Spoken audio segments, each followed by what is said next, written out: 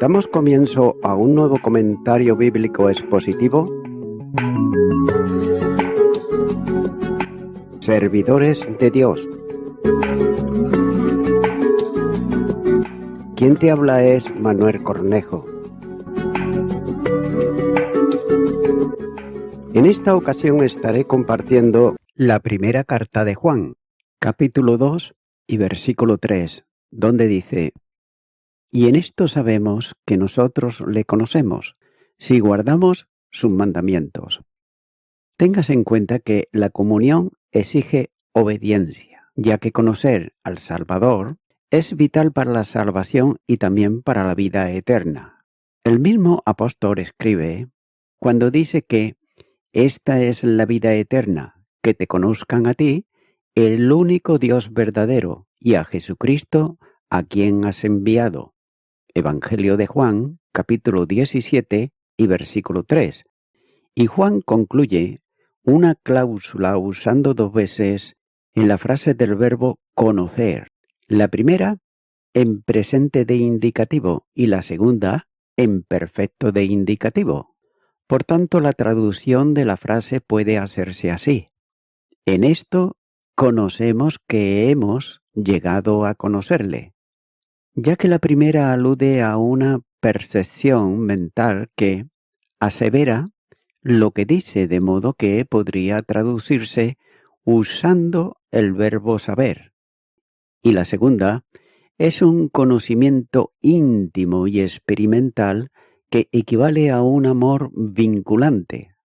Conocer a Dios significa que se sabe de Él, que se le ama y que se experimenta con Él una relación de comunión íntima al estar unidos a Él. Gálatas capítulo 4 y versículo 9 nos dice: Mas ahora, conociendo a Dios, o más bien siendo conocidos por Dios, ¿cómo es que os volvéis de nuevo a los débiles y pobres rudimentos a los cuales os queréis volver a esclavizar? Tengas en cuenta que esto comporta necesariamente vivir en armonía con Él. Tener la seguridad de la vida eterna y, por tanto, de la salvación es un tema que interesa profundamente al apóstol. De ahí que quiera dar a los lectores una forma segura de tener esa certeza, ya que conocer a Dios es clave en la epístola, como por ejemplo señalan algunos versículos en el capítulo 2, versículo 4, versículo 13, capítulo 3, versículo 1, versículo 6. Y de forma especial para puntualizar la verdad en relación con corrientes gnósticas que comenzaban a manifestarse en los tiempos de Juan. Jesús no es el maestro que enseña el conocimiento para alcanzar la perfección después de la muerte, sino que es quien revela a Dios en sí mismo, expiando en su muerte la sentencia penal que el pecado produce en relación con el pecador. Así pues, el propósito divino es levantar para sí mismo un pueblo que viva cada día en el conocimiento de su voluntad revelada. De ahí que el apóstol diga que nosotros sabemos que hemos llegado a conocerle. Y nótese que la evidencia del conocimiento consiste en que guardamos sus mandamientos. La comunión con Dios se manifiesta en un modo de conducta, y ésta se informa en lo que Cristo ordenó, aún más en el modo de vida de Cristo mismo, que deja reflejado el que debe ser propio de sus seguidores, aquellos que le conocen y por tanto conocen también al Padre. El que sigue la norma, el camino de Cristo, va en el que lleva a la comunión con el Padre. Note lo que dice el Evangelio de Juan. Jesús le dijo: Yo soy el camino y la verdad y la vida. Nadie viene al Padre sino por mí. Y Colosenses capítulo 2 y los versículos 6 y 7 dice: Por tanto, de la manera que habéis recibido al Señor Jesucristo, andad en Él, arraigados y sobreedificados en él, y confirmados en la fe, así como habéis sido enseñados, abundando en acciones de gracias. El Señor estableció esto para todos los discípulos. Note lo que dice Mateo, capítulo 28 y versículo 20, enseñándoles que guarden todas las cosas que os he mandado. Y he aquí, yo estoy con vosotros todos los días hasta el fin del mundo. Amén. El conocimiento experimental se basa en el amor y la única prueba fehaciente del amor de Dios es la obediencia a sus mandamientos. Como nos dice el Evangelio de Juan, capítulo 14, versículo 15 y los versículos 21, 23 y 24.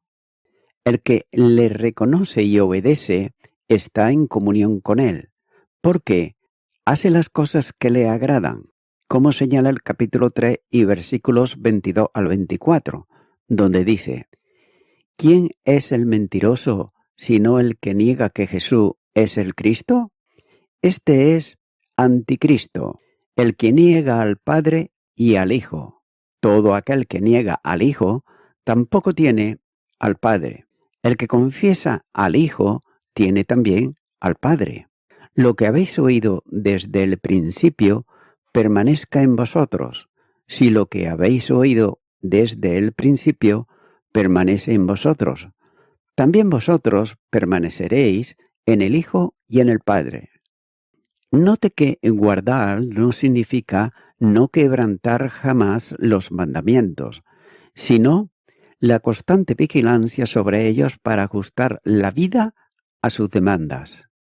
La conducta cristiana se informa en la Biblia, que revela la conducta a imitar de Cristo. La primera carta a los Corintios, capítulo 11 y versículo 1, dice: «Sed imitadores de mí, así como yo de Cristo». Y también nos dice lo mismo en Efesios capítulo 5, versículo 1 y Filipenses capítulo 3, versículo 17. Así pues, el secreto de la vida cristiana consiste en vivir a Cristo. Filipenses capítulo 1 y versículo 21 nos dice: «Porque para mí el vivir es Cristo y el morir es ganancia». Es necesario entender bien el pensamiento del apóstol, ya que conocer a Dios es aceptar sin reservas su soberanía, reconociendo que le debemos obediencia incondicional. Juan no enseña que la obediencia sea el modo para conocer a Dios, sino que le obedecemos porque le conocemos a Él y nos conocemos a nosotros, como nos dice la segunda carta de Juan, capítulo 4 y versículo 6. Por otro lado, el gnosticismo enseñaba que la auténtica vida estaba después de la muerte. De ahí que el mundo material, sus cosas y sus costumbres no tenían gran importancia. Y note que esta enseñanza permitía una vida licenciosa, donde se manifestaba todo tipo de pasiones carnales y mundanas. Por otro lado, una misma falsedad, pero en sentido contrario, procedía de la filosofía ascética que infringía un duro trato al cuerpo, que era realmente un maltrato corporal, con lo que se ganaba la meta deseada. Y es por eso que Juan enseña que la vida cristiana es de una forma totalmente diferente, donde el conocimiento de Dios se manifiesta en la obediencia a sus mandamientos, que conducen y condicionan la expresión de vida. Ahora bien, y note esto, ¿a qué mandamientos se refiere? También, ¿está pensando en algo semejante a las normativas legales del Antiguo Testamento? ¿O acaso debe conformarse a las directrices del Sermón del Monte?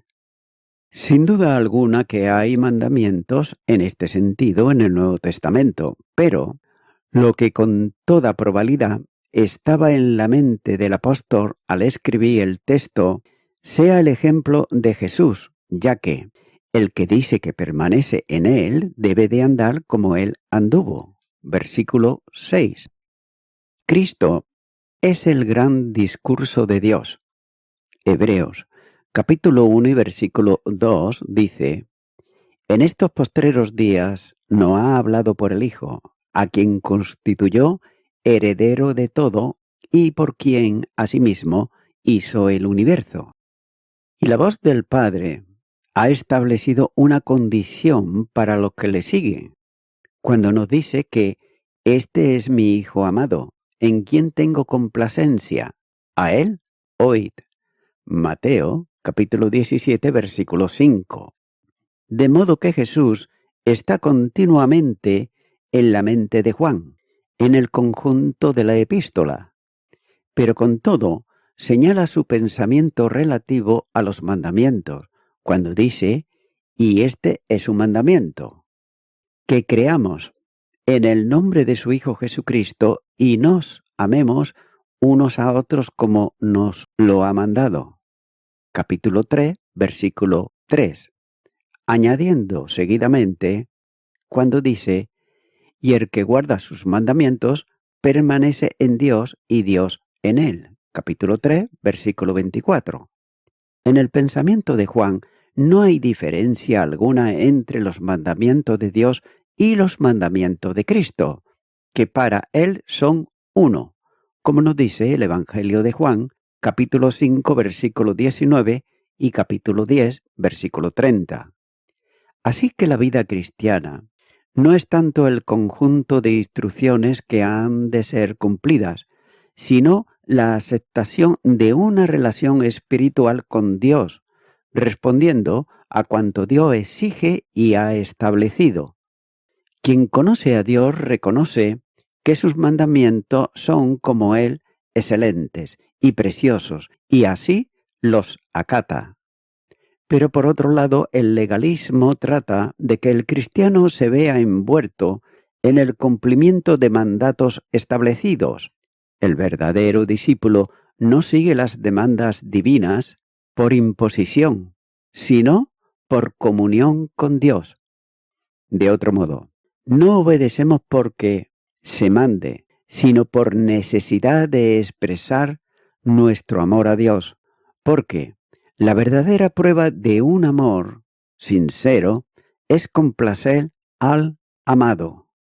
No se trata tampoco de olvidar que, en base al nuevo pacto, la ley de Dios no está escrita en tablas de piedra, sino en el corazón del cristiano.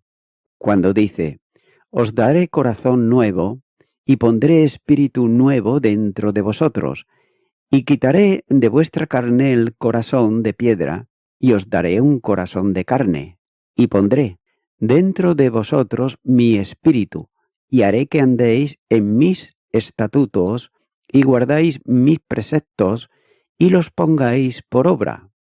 Ezequiel, capítulo 36, y los versículos 26 y 27.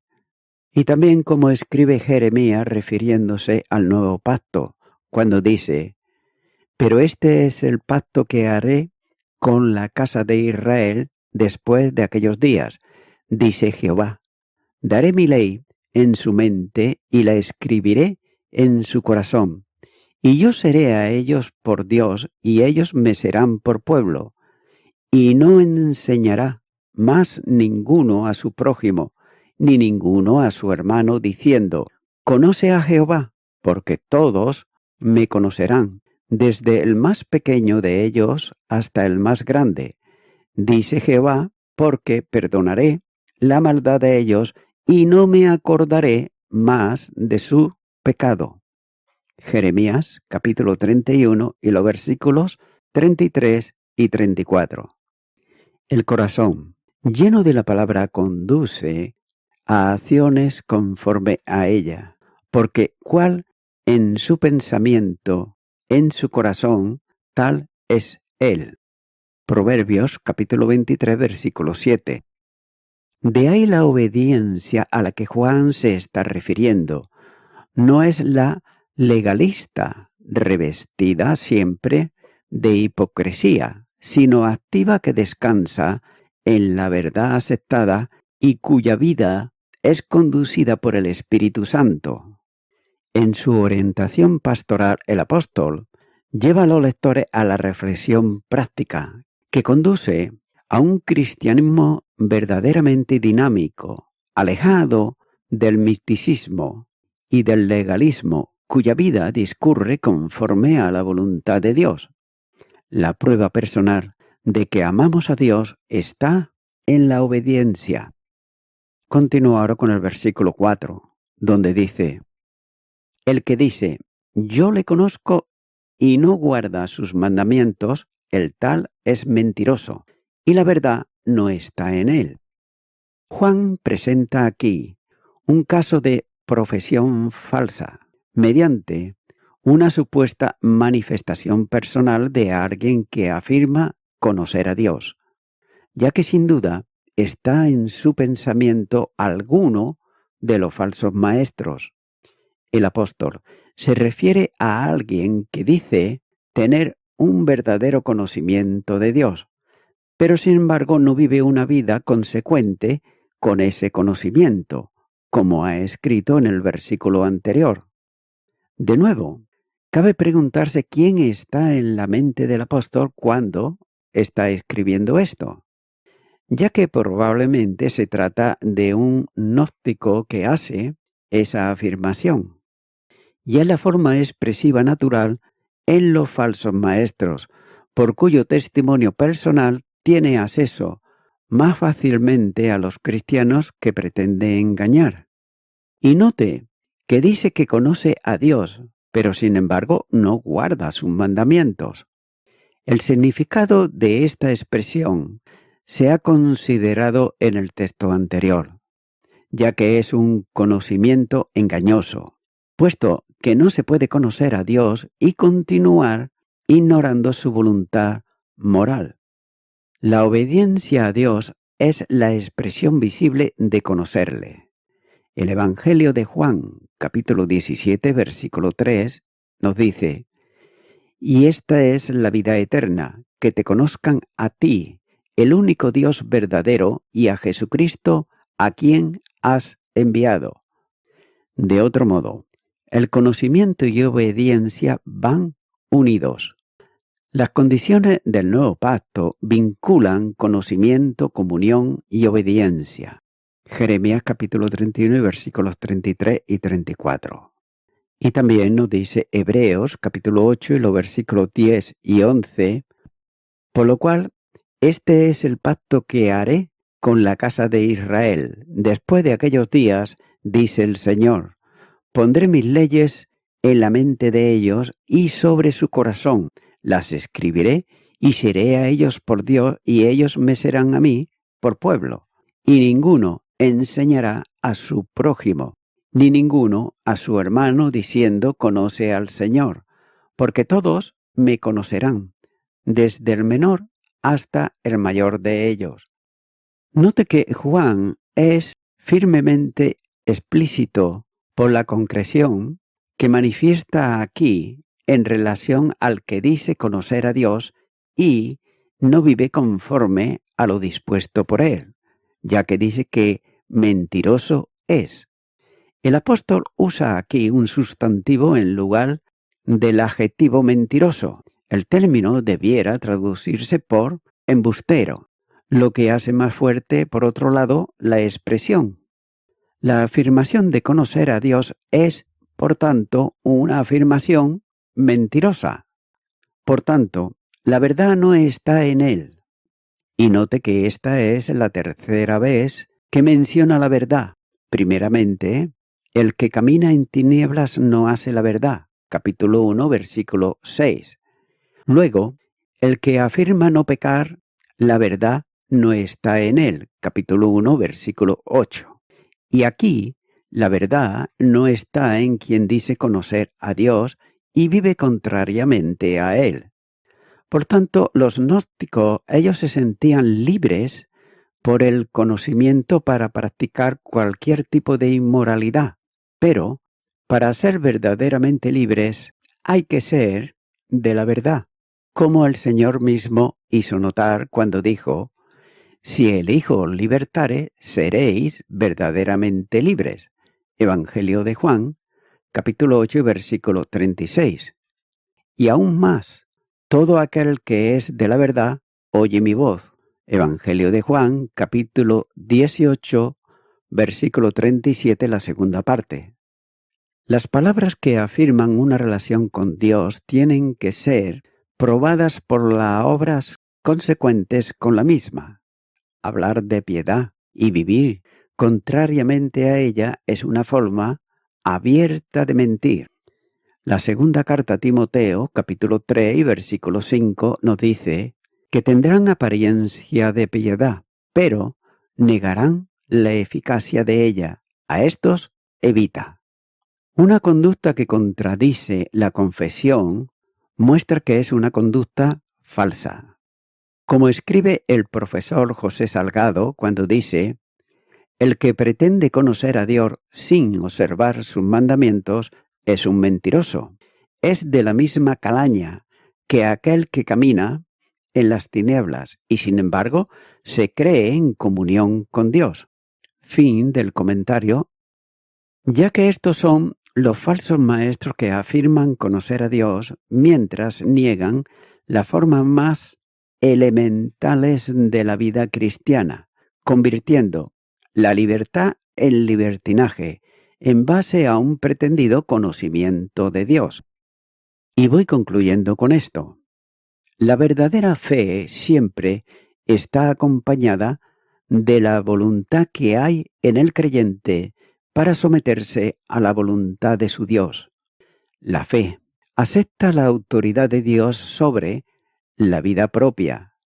Desde luego, es importante conocer las enseñanzas del cristianismo y de igual modo es importante creer que son verdaderas.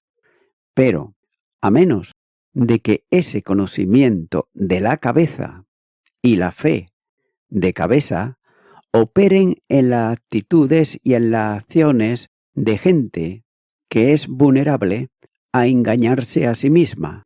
Y todos necesitamos la terapia de la realidad que nos enseña el apóstol Juan. Amigo y amiga oyente, decir yo soy cristiano, pero no guardo los mandamientos que señala el apóstol Juan, es una contradicción muy grave.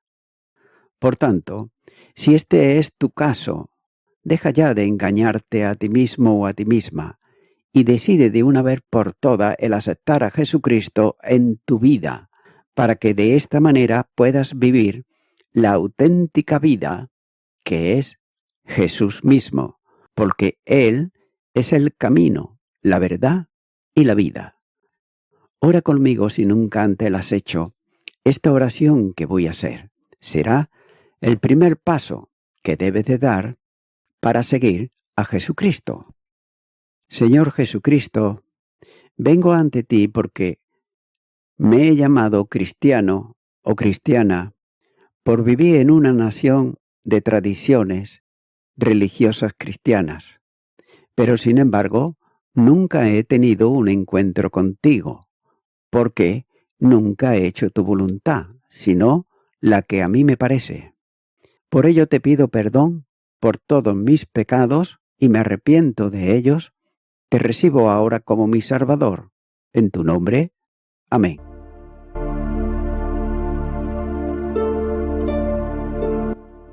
Amigo y amiga oyente, si tú has hecho esta oración de corazón, te recomiendo que comiences a orar a Dios, en primer lugar, en el nombre del Señor Jesucristo. Orar a Dios no es rezar, sino que es hablar con una persona. También te recomiendo que leas la palabra de Dios y lo hagas a diario. Comienza, por ejemplo, con el Nuevo Testamento. Y también, por último, te recomiendo que para que puedas crecer espiritualmente, te congregues en una iglesia cristiano-evangélica, donde se predique, se enseñe y se practique la sana doctrina y la palabra de Dios. Congrégate ahí y con el tiempo podrás crecer espiritualmente y también servir al Señor Jesucristo. Que Dios te bendiga. Y a toda la audiencia, nuevamente ya me estoy despidiendo de todos ustedes y será hasta el próximo programa. Que Dios os bendiga a todos.